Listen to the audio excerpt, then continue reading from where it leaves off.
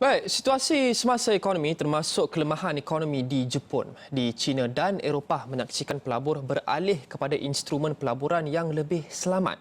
Menurut penganalisis, pelabur kini bertumpu kepada pelaburan dalam yen dan juga bond. Dan bagi melihat prestasi bond serantau di tengah-tengah kelemahan unjuran ekonomi global, kita bersama pengurus portfolio kanan Affin Hwang Asset Management Berhad, Phee. Dan izinkan saya bertutur dalam bahasa Inggeris seperti biasa. Phee, thank you so much for joining us on Bisnes AWANI today. Thank you for having me.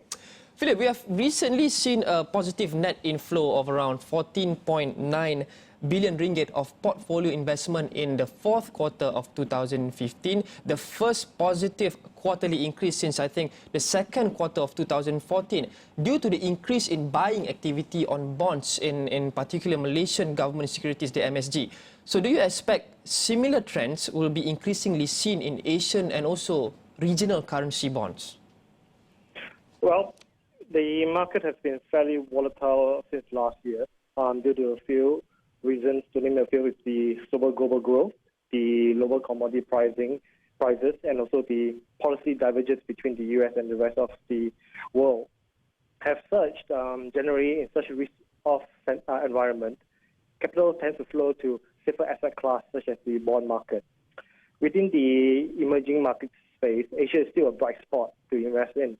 And given that the yields in Asia, for example, Malaysia, Indonesia, are much higher in relative to the developed markets, the carry seems attractive for certain foreign investors.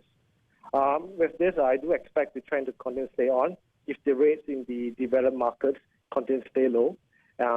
If the view that the U.S. Federal Reserve will hike rate on a very gradual basis. And also we've seen that some of the Europe area are already in the negative territory. This is very supportive in terms of technicals for the Asian bond market.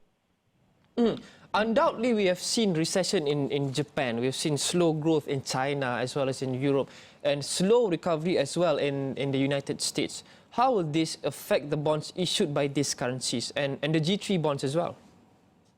Well, in terms of the bond performance, given the lower growth environment, we've seen that the rating agencies have been actively putting some of the companies on negative watch or downgrading some certain companies. These are especially in those energy or the commodities spaces. As such, the bond prices will be negatively impacted in that sense. And having said that, despite the downgrade cycle, we're seeing on the supply side very limited because not all of the companies are able to tap the market itself. In that sense, we see certain support that people buying into certain companies for skill to scarcity purposes. Okay, very good. Thank you, Phee. Itu tadi Phee, pengurus portfolio kanan Affin Hwang Asset Management Berhad membincangkan unjuran pasaran bond di Malaysia dan juga di pasaran Asia.